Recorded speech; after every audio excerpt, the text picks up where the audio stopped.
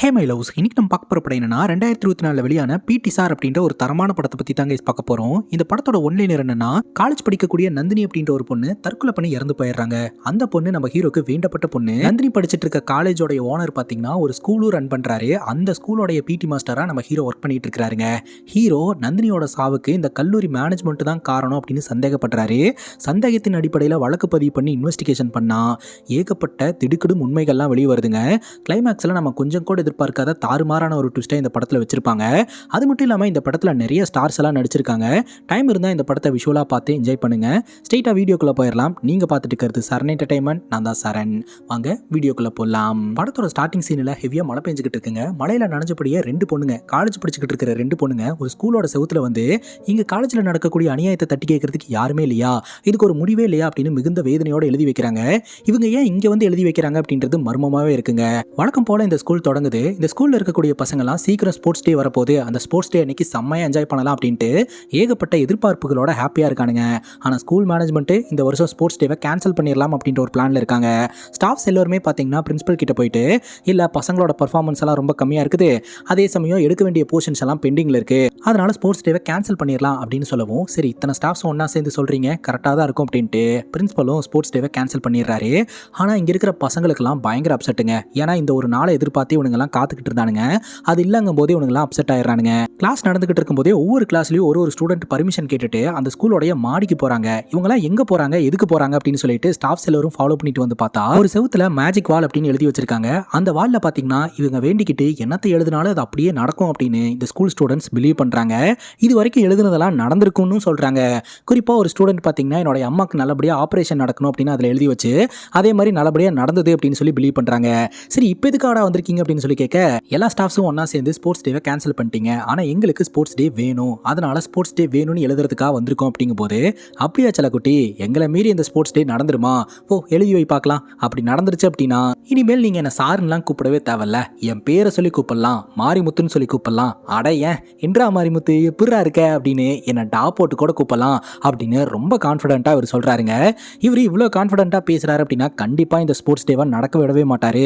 நமக்கு வேற வழியே தெரியல, பிடி மாஸ்டர் கிட்டே போயிட்டு இதை சொல்லிடலாம் அப்படின்ட்டு உடனடியாக அவங்க எல்லாருமே போயிட்டு பிடி மாஸ்டர் கிட்ட சொல்றாங்க. பிடி மாஸ்டர் தாங்க நம்ம ஹீரோ. பிடி மாஸ்டர் அப்படின்னாலே ரொம்ப ரக்கடா இருப்பாங்க அப்படின்னு தான் பார்த்துருப்போம். ஆனால் இவர் கொஞ்சம் ஜாலியான கேரக்டர் தாங்க. இப்போ பிரின்சிபலோட ரூமுக்கு போறாரு. அப்போ பிரின்சிபல் ஆல்ரெடி உன் மேலே நிறைய கம்ப்ளைண்ட் இருக்கு, வானதி மிஸ் முன்னாடி சுத்திக்கிட்டு இருக்க அப்படின்லாம் கேள்விப்பட்டா அப்படிங்கும் போது, அது நான் இல்லை சார் இந்த ராகுல் தான் அப்படிங்கும் போது, என்ன கனவேல் ஒரு சின்ன பையனை போய் அப்படின்னு சொல்லிக்கிட்டு இருக்க கரெக்டாக வானதி மிஸ் உள்ள வராங்க. இவன் தலையை வாடுறது என்ன, கண்ணாடி எடுத்து போடுறது என்ன அப்படின்னு சொல்லிட்டு நம்ம வானதி மிஸ்ஸை அவன் இம்ப்ரெஸ் பண்ணுறதுக்கு முயற்சி பண்ணிக்கிட்டு இருக்கான். இது எல்லாத்தையும் பிரின்சிபலும் கவனிக்கிறாரு. உடனே வானதி மிஸ் கிட்ட உங்களுக்கு நான் முக்கியமா இல்லை ராகுல் முக்கியமா அப்படின்னு கேட்க, இதில் என்ன கேள்வி, எனக்கு ராகுல் தான் முக்கியம் அப்படின்னு பட்டுன்னு சொல்லிடுறாங்க. ஓஹோ அவன் தினமும் காரில் வரான், நான் வண்டியில் வரேன், அதனால தானே நானும் ஒரு நாள் காரில் வருவேன் அப்படின்னு ஹீரோ சொல்லிக்கிட்டு இருக்கிறாரு. உடனே பிரின்சிபல் முக்கியமான விஷயத்தை பேச ஆரம்பிக்கிறாருங்க. இந்த வருஷம் ஸ்போர்ட்ஸ் டேவை நாங்கள் கேன்சல் பண்ணுறோம் அப்படின்ட்டு. அதெல்லாம் முடியாது சார் அப்படின்னு ஹீரோ சொல்கிறாரு. புரிஞ்சுக்கோங்க கனகவேல், ஸ்டாஃப்ஸ் எல்லாம் அவங்களோட போர்ஷன்ஸை இன்கம்ப்ளீட்டாக வச்சிருக்காங்க, அதனால ஸ்போர்ட்ஸ் டே தேவையில்லைன்னு நினைக்கிறாங்க அப்படிங்கும்போது, ஏன் சார் வருஷம் பூரா எடுக்காத போர்ஷனை அந்த ஒரு நாளில் தான் எடுப்பாங்களா, 7 பீரியட் இருந்தாலும் 8வது பிடி பீரியடையும் கடன் வாங்கி எடுக்கணும்னு நினைக்கிறாங்க. பசங்களுக்கு தியரிட்டிக்கல் கிளாஸ் எவ்வளோ முக்கியமோ அந்த அளவுக்கு ப்ராக்டிக்கல் கிளாஸும் முக்கியம். பசங்களுக்கு ஸ்போர்ட்ஸ் தான் சார் டிசிப்ளினை கற்றுக் கொடுக்கும். இதைத்தான் சார் அப்பவே திருவள்ளுவர் சொல்லியிருக்கிறாரு, ஒழுக்கம் விழுப்பம் தரலாம். அதாவது இதெல்லாம் நான் உங்ககிட்ட சொல்லணும்னு அவசியமே இல்லை சார், நீங்களே ஒரு வாலிபால் பிளேயர், உங்களுக்கு தெரியாது ஒன்றும் இல்லை அப்படின்னு சொல்ல, நான் வாலிபால் பிளேயர் அப்படின்ற விஷயம் உனக்கு எப்படிப்பா தெரியும் அப்படிங்கும் போது, எல்லாம் எனக்கு தெரியும் சார் அப்படின்ட்டு அவரை பற்றி கொஞ்சம் புகழ்ந்து பேசி அவரை இம்ப்ரெஸ் பண்ணிடுறாருங்க. உடனே இந்த ஸ்போர்ட்ஸ் டேவை நார்மலாக கொண்டாட வேணாம், இன்னும் கொஞ்சம் பிரம்மாண்டமாக கொண்டாடலாம் அப்படின்னு ஸ்போர்ட்ஸோடு சேர்த்து ஆடல் பாடலெல்லாம் இன்க்ளூட் பண்ணி ரொம்ப ஹாப்பியாக கொண்டாடுறாங்க. சேர்மேன் வராரு. என்ன சார் வந்த உடனே கிளம்பிட்டீங்க, அப்படியே பசங்க கூட சேர்ந்து ஒரு டான்ஸ் ஆடலாம்ல, பார்க்க வேற டிஸ்கோ டான்சர் மாதிரி இருக்கீங்க அப்படிங்கும் போது அவர் ஒரு மாதிரி முறைக்கிறாரு. பிரின்சிபலும் முறைக்கிறாரு. இல்லப்பா நீங்களாம் என்ஜாய் பண்ணுங்க அப்படின்னு சொல்லிட்டு அவரு நார்மலாக கிளம்பிடுறாரு.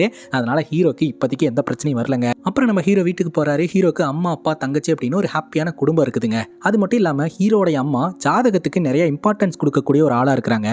அவங்களுடைய ஜாதகத்தை ஒரு ஜோசிகார்ட்ட அனுப்பி எப்போதான் சாமி பொண்ணு கிடைக்கும் அப்படிங்கும் போது, ஆக்சுவலாக இப்போதான் நம்ம ஹீரோ ஒரு ஆபத்தான கட்டத்துக்குள்ள நுழையிறாரு. இனிமேல் தான் ஹீரோவை கொஞ்சம் ஜாக்கிரதையாக பார்த்துக்கணும். எங்கேயாவது ஒரு இடத்துல பிரச்சனை நடக்குது அப்படின்னா அந்த பிரச்சனையிலிருந்து இவரை கொஞ்சம் தள்ளியே வைங்க, அப்போதான் இவருக்கு நல்லது அப்படின்ற மாதிரி சொல்லவும், இதெல்லாம் நினச்சி நம்ம ஹீரோட அம்மா வருத்தப்பட்டு இருக்காங்க. ஆனா ஹீரோவும் ஹீரோட அப்பாவும் ஜாலியா தான் கைஸ் இருந்துட்டு இருக்காங்க. ஹீரோட வீட்டுக்கு ஆப்போசிட்ல தான் கைஸ் ரத்னம் அப்படின்றவரோட ஃபேமிலி இருக்குது. ரத்னத்தோடைய பொண்ணு பார்த்தீங்கன்னா எக்ஸாமுக்கு டைம் ஆயிடுச்சு அப்படின்னு சொல்ல ரத்னம் வந்து எப்பா அவன் பக்கத்தில் தானே இவரோட காலேஜும் கொண்டு போய் விட்டுறியா அப்படிங்கும்போது ரத்னத்தோடைய பொண்ணு நந்தினி பார்த்தீங்கன்னா இது இந்த வண்டியிலையா எக்ஸல்லாம் போனால் என்னால் போய் சேர முடியாது, எக்ஸாம் முடிச்சுட்டு தான் போய் சேருவேன் அப்படின்னு ஹீரோவை கலாய்க்க அதெல்லாம் கன் மாதிரி கொண்டு போய் இறக்கி விட்டுற வாமா அப்படின்னு சொல்லிட்டு இவர் கூட்டிட்டு கிளம்புறாருங்க. ஆக்சுவலாக ஹீரோ ஒர்க் பண்ணிட்டு இருக்கக்கூடிய ஸ்கூலுக்கும் நந்தினியை படிச்சுக்கிட்டு இருக்க அந்த காலேஜுக்கும் பார்த்தீங்கன்னா ஒரே கரஸ்பாண்டன்ட் தான், ரெண்டும் ஒரே மேனேஜ்மெண்ட்டுக்கு கீழே தான் எங்கிட்டு இருக்கு, பக்கத்தில் தான் இருக்குது. ஹீரோ பார்த்தீங்கன்னா நந்தினியை ட்ராப் பண்ணிட்டு ஸ்கூலுக்கு போறாரு. நம்ம சயின்ஸ் வாத்தி மாரிமுத்து இருக்கிறார் இல்லையா, பசங்க கிட்ட சொல்லியிருந்தார் இல்லையா இந்த மாதிரி ஸ்போர்ட்ஸ் டே என்ன மீறி நடந்தது அப்படின்னா நீங்க என்ன பேர் சொல்லி கூப்பிடலாம், அட டா போட்டு கூட கூப்பிடலாம் அப்படின்ட்டு.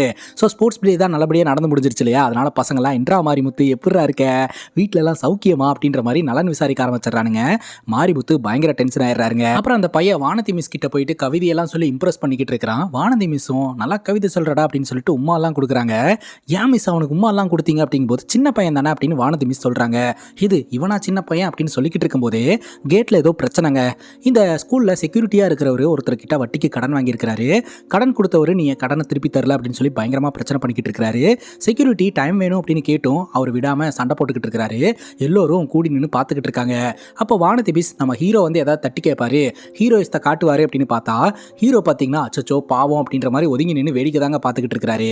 ஒரு கட்டத்துக்கு மேலே வானதி மிஸ்ஸும் மாரிமுத்தும் போயிட்டு உங்க பிரச்சனையெல்லாம் கேட்டுக்கு வெளியில வச்சுக்கோங்க, உள்ளெல்லாம் எதுவும் வச்சுக்க கூடாது அப்படின்ற மாதிரி சொல்லி அந்த ரவுடியை அமுச்சு வச்சுட்டு இங்க ஒரு அநியாயம் நடந்துட்டு இருக்கு, ஒரு வயசானவர் போட்டு அட்டாக் பண்ணிட்டு இருக்காங்க, என்ன எதுன்னு கேட்க மாட்டீங்களா அப்படிங்கும்போது நான் ஒன்றும் ஹீரோ எல்லாம் கிடையாது, பிடிவாதி தான், நான் ஏதாவது எது கேள்வி கேட்டா என்னைய பொழந்துருவாங்க அப்படின்ற மாதிரி ஹீரோ ஒதுங்க தாங்க பாக்குறாரு.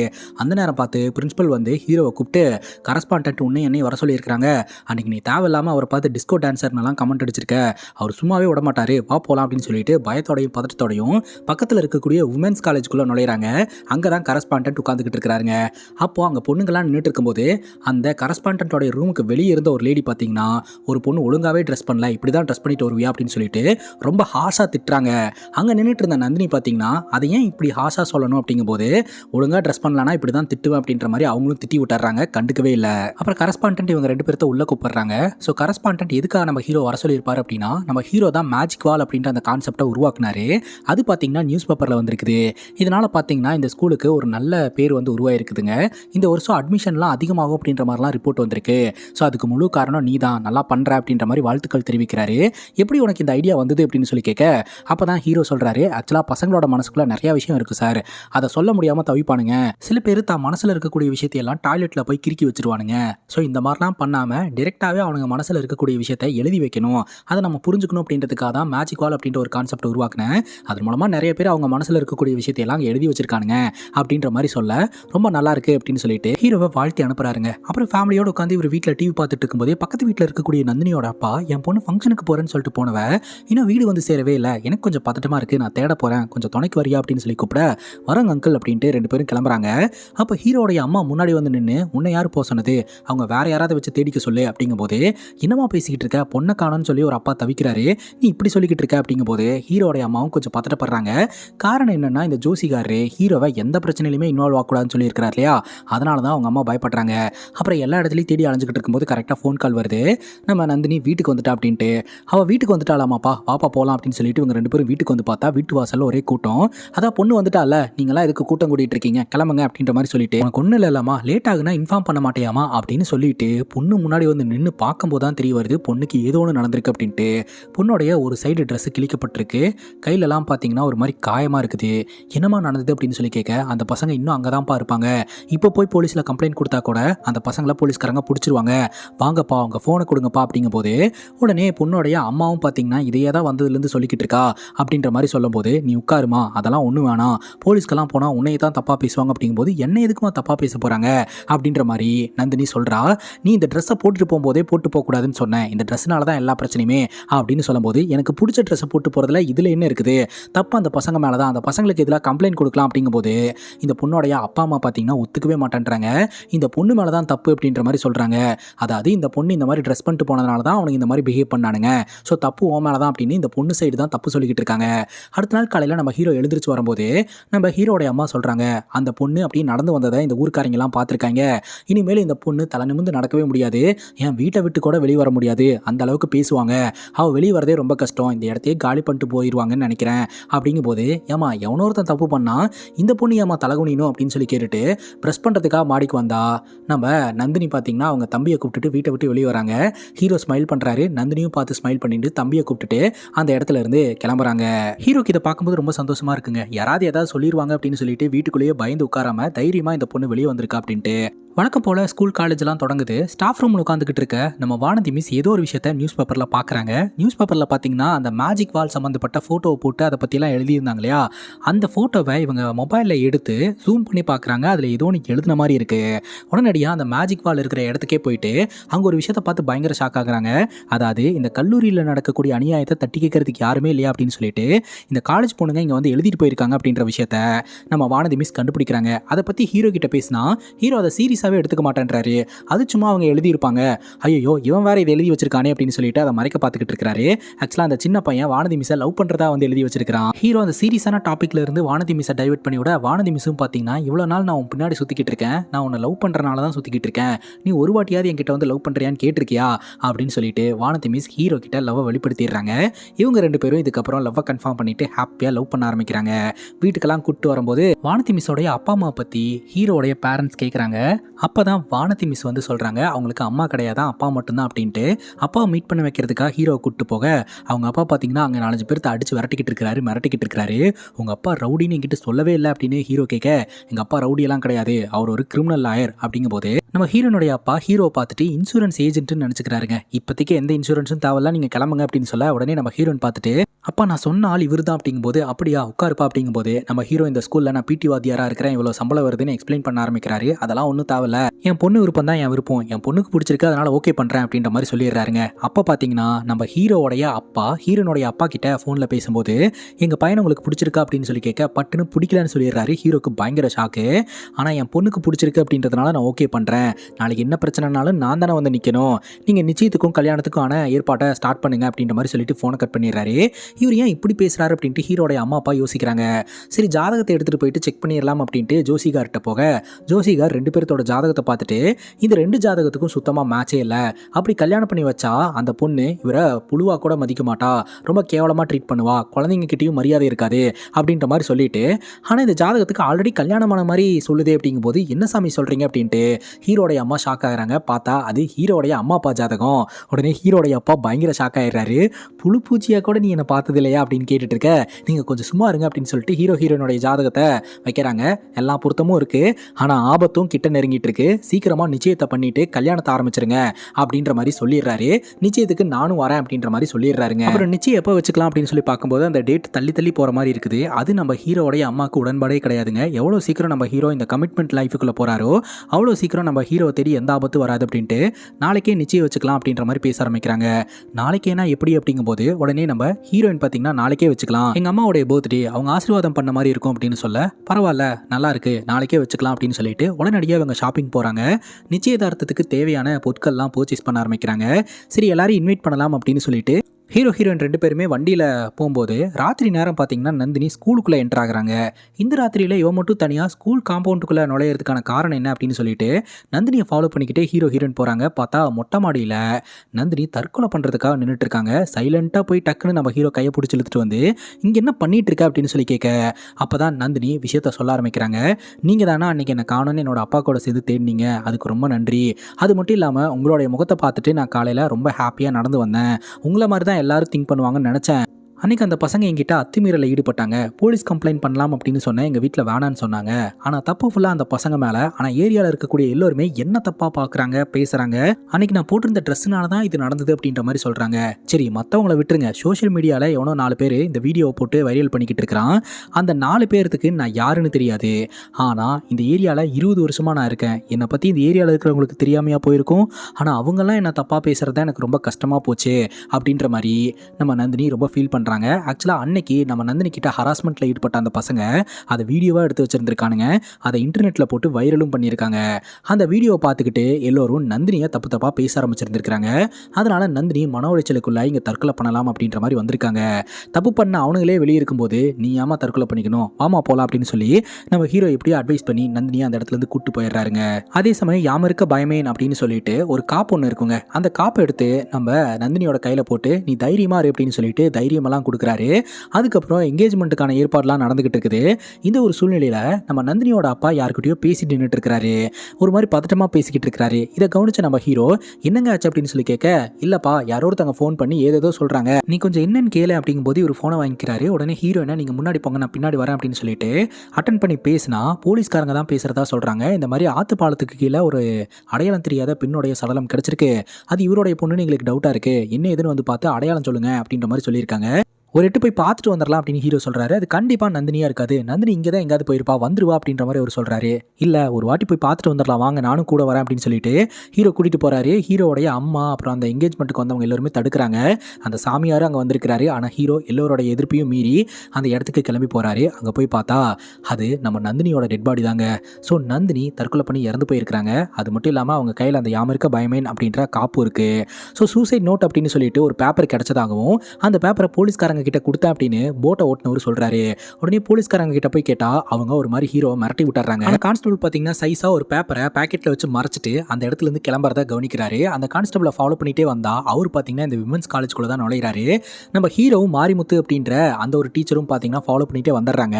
அந்த கான்ஸ்டபிள் அந்த லெட்டரை கொடுத்துட்டு பணத்தை வாங்கிட்டு போனதை இவர் பாத்துறாருங்க. உடனே இந்த கரஸ்பாண்டன்ட் கிட்ட வந்துட்டு நீங்க அந்த கான்ஸ்டபிளுக்கு பணம் கொடுத்ததை நான் பார்த்தேன், நீங்க ஏதோ ஒரு உண்மையை மறைக்க பாக்குறீங்க, அந்த லெட்டர்ல அவங்கள பத்தி எழுதியிருக்கா அப்படின்ற மாதிரி பிரச்சனை பண்ண ஆரம்பிக்கும் போது அந்த கரஸ்பாண்டன்ட் ஆரம்பத்தில் வந்து இல்லை நம்ம காலேஜோடைய பேர் எங்கேயும் யூஸ் பண்ணக்கூடாது அப்படின்னு சொல்லிட்டு தான் பணம் கொடுத்தா, மற்றபடி வேற ஒன்றுமே கிடையாது அப்படின்னு சொல்ல ஹீரோ திரும்ப திரும்ப கேட்டுட்டு இருக்கிறதுனால அந்த கரஸ்பாண்டன்ட் ஆமாயா அவளுடைய சாவுக்கு நான் தான் காரணம், என்ன இந்த லெட்டரை வச்சு நீ எவிடன்ஸை ப்ரூவ் பண்ண போறியா, இந்த லெட்டரை உன் கண்ணு முன்னாடியே எரிக்கிறேன் அப்படின்னு சொல்லிட்டு கண்ணு முன்னாடியே எரிச்சு ஹீரோ மிரட்டுறாரு. ஒரு கட்டத்துக்கு மேலே ஹீரோ வெளியே வந்துட்டு திரும்ப உள்ளே போய் பலார்னு ஒரு அறை விட்டுட்டு அந்த இடத்த விட்டு கிளம்பி வந்துடுறாரு. மாரிமுத்தெல்லாம் வந்து தடுத்து இங்கே கூப்பிட்டு வந்துடுறாருங்க. என்ன காரியண்டா பண்ணி வச்சிருக்க அப்படின்னு சொல்லிட்டு வீட்டில் இருக்கிற எல்லோருமே திட்டுறாங்க. அப்போ நம்ம ஹீரோடைய மாமனார் இருக்கிறார் இல்லையா, அவரு இப்போதாண்டா எனக்கு உன்னை ரொம்ப பிடிச்சிருக்குது, யாரோ ஒரு பொண்ணுக்காக நீ நிற்கிறவன் என் பொண்ணுக்காக இந்த மாதிரி நிற்க மாட்டியா என்ன, யார் உன் பின்னாடி வந்தாலும் பரவாயில்ல நான் இருக்கேன்டா பார்த்துக்கிறேன் அப்படின்ற மாதிரி நம்ம ஹீரோடைய மாமனார் சொல்கிறாரு. இதை கேட்டு நம்ம ஹீரோடைய குடும்பத்துக்கெல்லாம் ரொம்ப சந்தோஷம். ஹீரோனுடைய அப்பா கிளம்பின அடுத்த செகண்டே பார்த்தீங்கன்னா அந்த இடத்துக்கு கரஸ்பாண்டன்ட்டோடைய கார் வருது. கரஸ்பாண்டன்ட் காருக்குள்ளேயே உட்காந்துக்கிட்டு இருக்காரு. அவருடைய அசிஸ்டன்ட் உள்ளே வந்து நந்தினியோட அப்பா கிட்ட 2 லட்ச ரூபாய் பணம் கொடுக்குறாரு, இதை வச்சுக்கோங்க அப்படின்ட்டு. ஆனால் அவர் வாங்கவே இல்லை. உடனே நந்தினியோட தங்கச்சியை வர சொல்லி அவங்க கையில் கொடுத்துட்டு இந்த பொண்ணோட படிப்பு செலவு மொத்தத்தையும் இந்த கரஸ்பாண்டன்ட் ஏற்றுக்கிறதா சொல்லியிருக்கிறாரு. தைரியமாக இருங்க நாங்கள் இருக்கோம் அப்படின்னு ஆறுதெல்லாம் சொல்லிட்டு அங்கேருந்து கிளம்புறாங்க.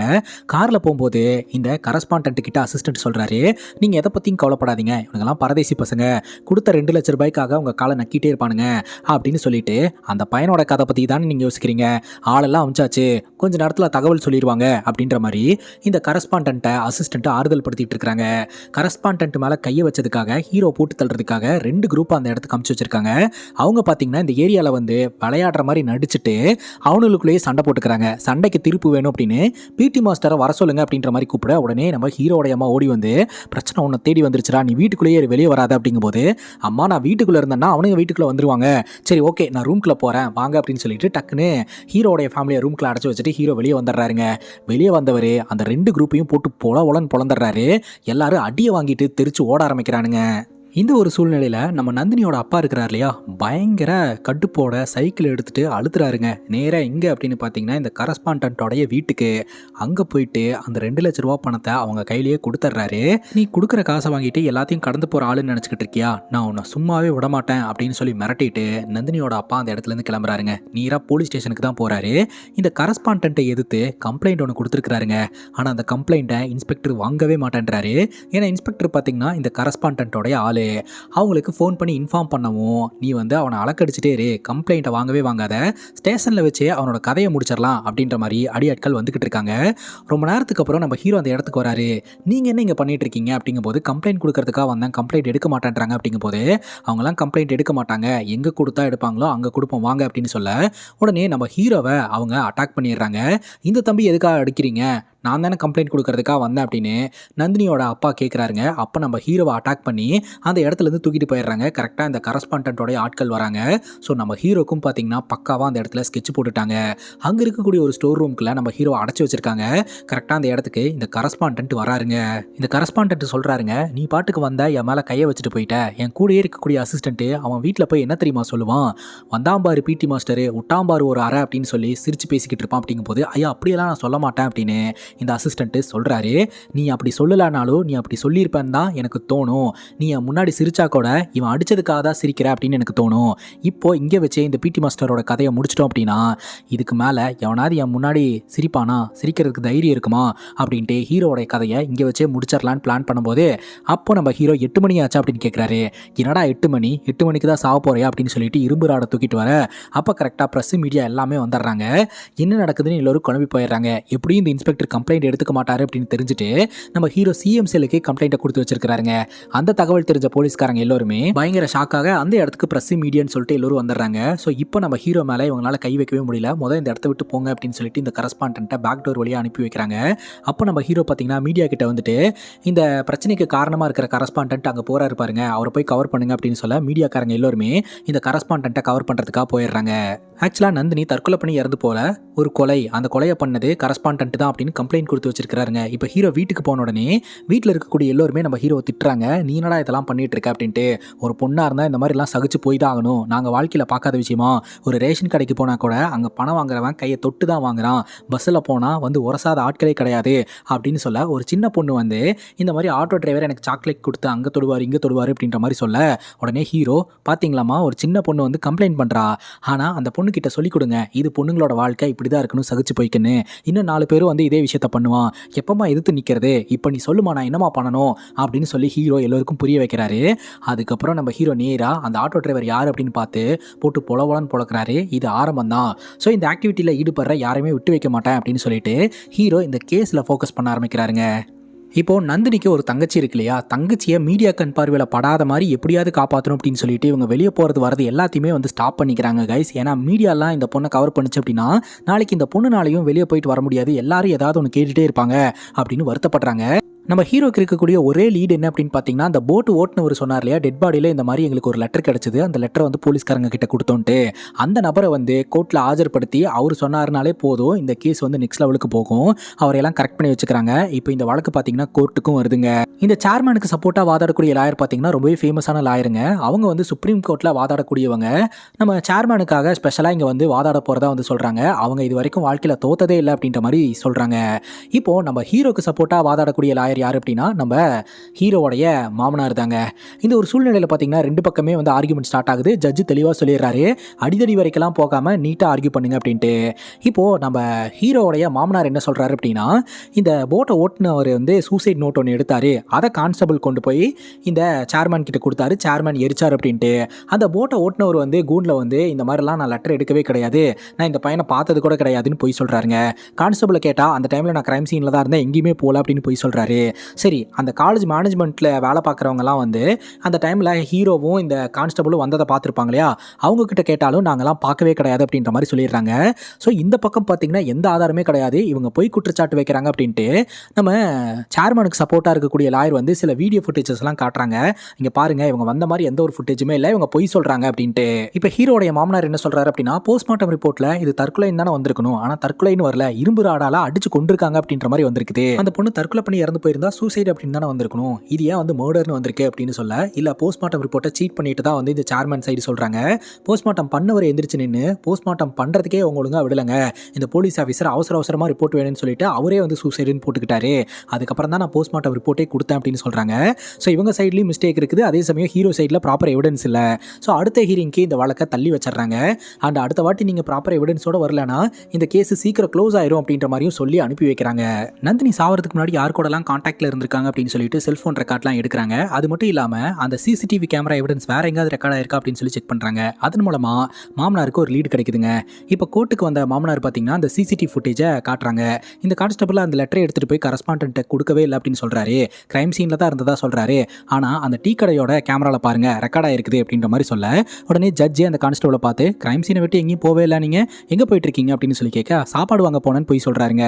ஓ, சாப்பாடு வாங்கிட்டு போயிட்டு பணத்து பக்கத்தில் உட்காந்து சாப்பிட்டீங்களா அப்படின்னு சொல்லி கேட்க அவர் பம்ப ஆரம்பிக்கிறாரு. ரெண்டாவது எவிடன்ஸாக பார்த்தீங்கன்னா இந்த காலேஜோடைய சிசிடிவி கேமரா ஃபுட்டேஜை வந்து இவங்க எடிட் பண்ணியிருக்கிறாங்க அப்படின்றதையும் ப்ரூவ் பண்ணுறாங்க. மூன்றாவதாக பார்த்தீங்கன்னா நந்தினி சாவறதுக்கு முன்னாடி கான்டாக்ட் பண்ணியிருக்கிறா. ஒரு 3 முறை ஒருத்தவங்க கூட பேசியிருக்கா.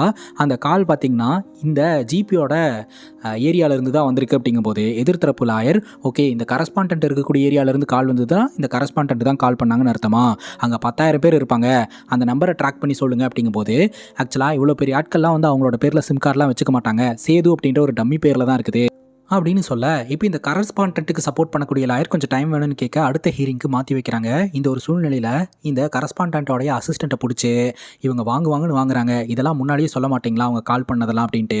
இந்த கரஸ்பாண்டன்ட்டோடைய அசிஸ்டண்ட்டு தப்பு ஃபுல்லாக இந்த கரஸ்பாண்டன்ட் தாங்க பண்ணார், அதுலேருந்து எப்படியாவது தப்பிக்கணும், அதுக்கு நீங்கள் ஏதாவது பண்ணுங்க அப்படின்னு சொல்ல அடுத்த நாள் பார்த்தீங்கன்னா இந்த கரஸ்பாண்டன்ட் வந்து நம்ம ஹீரோக்கு ஃபோனை போட்டு நீ ஸ்மார்ட்டாக பிஹேவ் பண்ணுறேன்னு அர்த்தமா, உன்னுடைய குடும்பத்தை காலி பண்ணணும்னா 5 நிமிஷத்தில் காலி பண்ணிட்டு போயிட்டே இருப்பேன், விஷத்தை உங்கள் அப்பா போடக்கூடிய இன்சுலினில், உங்கள் அம்மா சாப்பிடக்கூடிய கோயில் பிரசாதத்தில், உன் தங்கச்சி குடிக்கக்கூடிய தண்ணியிலன்னு சொல்லி என்னால் வச்சு உன் குடும்பத்தை காலி பண்ண முடியாதா, நீ நாளைக்கு பொறுத்திருந்து பாரு என்ன நடக்குதுன்னு மிரட்டுறாருங்க. அடுத்த நாள் பார்த்தீங்கன்னா ஒரு 3 பேரே அங்கே வந்து சரண்டர் ஆகுறாங்க. நாங்கள் தான் வந்து அந்த பொண்ணை கொன்னுன்ற மாதிரி சொல்கிறாங்க. என்னையா சொல்கிறீங்க அப்படின்ற மாதிரி கேட்க ஆமாம் நாங்கள் வந்து நந்தினி பின்னாடி சுற்றிக்கிட்டு இருந்தோம், நந்தினி மோசமான கேரக்டர் அப்படின்னு தெரிஞ்சதுக்கப்புறம் எங்களால் பொறுத்துக்க முடியல, அதனால தான் போட்டு தள்ளிட்டோம் அப்படின்ற மாதிரி இவனுக்கு வாக்குமூலம் கொடுக்குறானுங்க. ஸோ நந்தினியோட பேரை கோர்ட்டில் பயங்கரமாக டேமேஜ் பண்ணுறாங்க. அவர் கேரக்டர்லெஸ் விமன் அப்படின்ற மாதிரி தான் சொல்லிக்கிட்டு இருக்கானுங்க. இதெல்லாம் கேட்டு நம்ம ஹீரோடைய மாமனாருக்கும் வருது, இவனுக்கு போய் சொல்லிக்கிட்டு இருக்கானுங்க அப்படின்னு சொல்லிட்டு. அப்புறம் அவனுங்க கொலைக்கு பயன்படுத்தப்பட்ட இரும்பு ராடு கூட என்கிட்ட தான் இருக்குது அப்படின்ற மாதிரி சொல்லிடுறானுங்க. அதை எடுத்து செக் பண்ணி பார்க்கும்போது அதில் இருந்த பிளட்டும் பார்த்தீங்கன்னா மேட்ச் ஆகுது அப்படின்ற மாதிரி சொல்லி இவனுங்க தான் குற்றவாளின்ற மாதிரி ஆகுதுங்க. இந்த ஒரு சூழ்நிலையில் பார்த்தீங்கன்னா இந்த சைடில் பேசுறதுக்கு எதுவுமே கிடையாது. அப்போ ஜட்ஜே பார்த்தீங்கன்னா ஹீரோ கிட்ட ஏன்பா வெளியே மீடியா கிட்டலாம் பயங்கரமாக பேட்டி கொடுக்குற, இங்கே வந்து ஏதாவது பேச வேண்டியது தானே, ஏன் எதுவும் பேசாமல் இருக்க அப்படின்ற மாதிரி திட்டுறாருங்க.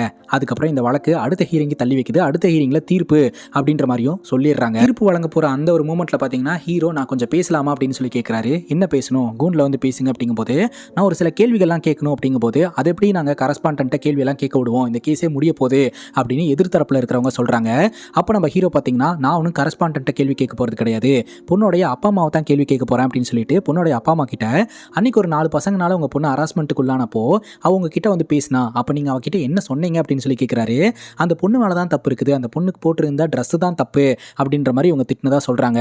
சரி பெற்றவங்க தான் வந்து புரிஞ்சுக்காமல் இருக்காங்க அப்படின்னு சொல்லிட்டு காலேஜ் கரஸ்பாண்டன்ட் கிட்ட வந்து சொல்லியிருக்கிறா அப்படின்னு சொல்லிட்டு விஷயத்த சொல்ல ஆரம்பிக்கிறாருங்க. ஆக்சுவலாக இந்த காலேஜ் மேனேஜ்மெண்ட்டு இந்த பொண்ணோட வீடியோ வைரல் ஆனதுனால காலேஜ் விட்டு தூக்குறேன்னு முடிவு எடுத்துருந்துருக்குது. கரஸ்பாண்டன்ட் கிட்ட தப்பு என் மேலே கிடையாது, அவனுக்கு தான் என்கிட்ட ஹராஸ்மெண்ட் பண்ணானுங்க அப்படின்ற மாதிரி சொல்லவும் உன்னால் எங்கள் காலேஜ் மானம் போகிற மாதிரி இருக்குது, பட் உன்னை காலேஜ்லேருந்து தூக்கக்கூடாது அப்படின்னா 10 மணிக்கு கெஸ்ட் ஹவுஸுக்கு வந்துரு அப்படின்ற மாதிரி அத்துமீறலில் ஈடுபட்டிருந்துருக்கிறாருங்க. இதெல்லாம் பொறுக்க முடியாமல் தான் அன்றைக்கி தற்கொலை பண்ணுறதுக்காக அந்த ஸ்கூலோடைய பில்டிங் மேலே வந்து நின்றுருக்கிறா. நம்ம ஹீரோ கிட்டே இதெல்லாம் சொல்லியிருந்திருப்பா. ஸோ இது எல்லாத்தையும் கோர்ட்டில் நம்ம ஹீரோ சொல்லும்போது இதெல்லாம் பொய், இவங்க என்ன வேணாலும் வந்து சொல்லுவாங்களா அப்படின்ற மாதிரி சொல்ல ஜட்ஜே பார்த்தீங்கன்னா நீங்கள் ஏதாவது ஒன்று சொல்கிறீங்க ஆனால் அதுக்கு எவிடன்ஸ் வைக்கவே மாட்டேன்றீங்க, கோர்ட்டுக்கு நியாய தர்மமெல்லாம் முக்கியம் கிடையாது, எவிடன்ஸ் தான் முக்கியம், நீ சொல்கிற கதையெல்லாம் உண்மைன்னு நிரூபிக்கிறதுக்கு அந்த பொண்ணே உயிரோட வந்தால் தான் உண்டு அப்படின்னு சொல்ல அப்போ அந்த பொண்ணு உயிரோட வந்தால் ஓகேவா அப்படின்னு சொல்லிட்டு அந்த பொண்ணை வர சொல்கிறாருங்க. பார்த்தா நந்தினி சாகவெல்லாம் கிடையாது, நந்தினி உயிரோட தான் இருந்திருக்கிறாங்க. இவ்வளோ நேரம் கோர்ட் ரூம்குள்ளே தான் மாஸ்க்கெல்லாம் போட்டுக்கிட்டு உட்காந்துட்டு இருந்திருக்காங்க. அவங்க கூண்டில் வந்து நிற்கும் போது அங்கே இருக்கக்கூடிய எல்லோருமே அதிர்ந்து போயிடுறாங்க. அன்றைக்கி என்ன நடந்தது அப்படின்றத டீட்டெயில்டாக நந்தினி அவங்க வாயால் சொல்லிடுறாங்க. ஆக்சுவலாக மன உளைச்சல் தாங்க முடியாமல் தற்கொலை பண்ணுறதுக்காக போனப்போ என்கிட்ட ஒரு ஐடியா இருக்குது, அந்த ஐடியா ஃபாலோ பண்ணலாம், ஏன்னா ஹராஸ்மெண்ட் கேஸ் அப்படின்னாலே போலீஸ்காரங்க இதை பெருசாகவே பார்க்க மாட்டேன்றாங்க, பட் இது ஒரு கொலை வழக்கு அப்படின்னு கொண்டு வந்தோம்னா கண்டிப்பாக இந்த வழக்கு கோர்ட்டில் நிற்கும், சம்மந்தப்பட்டவங்களுக்கு தண்டனை வாங்கி கொடுத்துடலாம் அப்படின்னு சொல்லிட்டு இது எல்லாமே ஹீரோடைய பிளான் தாங்க. ஹாஸ்பிட்டலில் வேலை பார்க்குற ஒரு நபர்கிட்ட அன்ஐடென்டிஃபைடு டெட் பாடியை வாங்கி அதை இந்த மாதிரி இந்த பொண்ணோடைய பர்த் மார்க் மாதிரியே ரெடி பண்ணி அங்கேருந்து கீழே தூக்கி போட்டுருந்துருக்காங்க. அதுதான் பார்த்தீங்கன்னா அடையாளம் தெரியாத சடலமாக கிடச்சிருக்குது. அதைத்தான் இவ்வளோ நாள் நந்தினி அப்படின்னு சொல்லி எல்லாரையுமே நம்ப வச்சிருக்கிறாரு நம்ம ஹீரோ. இதெல்லாம் எதுக்காக அப்படின்னா இந்த ஜிபி அப்படின்ற நபரை கோர்ட் வரைக்கும் இழுத்து கோர்ட்டில் வச்சு தண்டனை வாங்கி தரணும் அப்படின்ட்டு தான். இதே முன்னாடியே நந்தினி இந்த விஷயத்த வந்து சொல்லியிருந்தாங்கன்னா இந்த கேஸ் நின்றுருக்காது. ஏதாவது ஒன்று பண்ணி இந்த கேஸை இல்லாமல் பண்ணியிருப்பாங்க.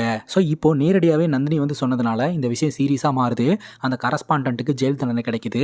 ஆனாலும் ஹீரோ இந்த மாதிரி ஒரு விஷயத்த பண்ணதுனால ஹீரோக்கு 6 மாதம் சிறை தண்டனை கிடைக்குதுங்க. படத்தோட ஸ்டார்டிங் சீனில் கரஸ்பாண்டன்ட் ரூமுக்கு வெளியில் இருக்கக்கூடிய மேடம் ஒரு பொண்ணுக்கிட்ட ரொம்ப ஹாஸாக திட்டிருப்பாங்க இல்லையா, இந்த மாதிரியா ட்ரெஸ் பண்ணுவா, ஒழுங்காக ட்ரெஸ் பண்ணிட்டு வந்துட்டு. மேபி அவங்க திட்டினதுக்கு காரணம் கிட்ட கரஸ்பாண்டன்ட் ரூம் இருக்குது அப்படின்றதுக்கான காரணமாக கூட இருக்கலாம்னு எனக்கு தோணுதுங்க. இந்த ஒரு சூழ்நிலையில் பார்த்தீங்கன்னா பாதிக்கப்பட்ட எல்லா பெண்களுமே வந்து இந்த கரஸ்பாண்டன்ட் எங்ககிட்டயும் இந்த மாதிரிலாம் நடந்திருக்கிறாரு அப்படின்னு சொல்ல வழக்கு ரொம்ப ஸ்ட்ராங்காக பதியுதுங்க. அப்புறம் நந்தினி ஏரியாக்குள்ளே என்ட்ரு ஆகும்போது அங்கே இருக்கக்கூடிய யாருமே நந்தினியை தப்பாக பேசவே இல்லை. நந்தினியை ஒரு சூப்பர் கேர்ளாக தான் பார்க்குறாங்க. இத்தோட இந்த படம் முடியுதுங்க. இந்த படத்தை பற்றி நீங்கள் என்ன நினைக்கிறீங்க அப்படின்னு உங்களோட கருத்தை கமெண்ட் செக்ஷனில் பதிவு பண்ணுங்கள். அண்ட் இதே மாதிரி வேறு ஏதாவது படத்தை பற்றி பேசணும் அப்படின்னாலும் படத்தோட பேரை கமெண்ட் செக்ஷனில் சொல்லுங்கள். இதே மாதிரி வேற ஒரு நல்ல வீடியோவில் வந்து சந்திக்கிறேன். Love you guys, take care and cheers.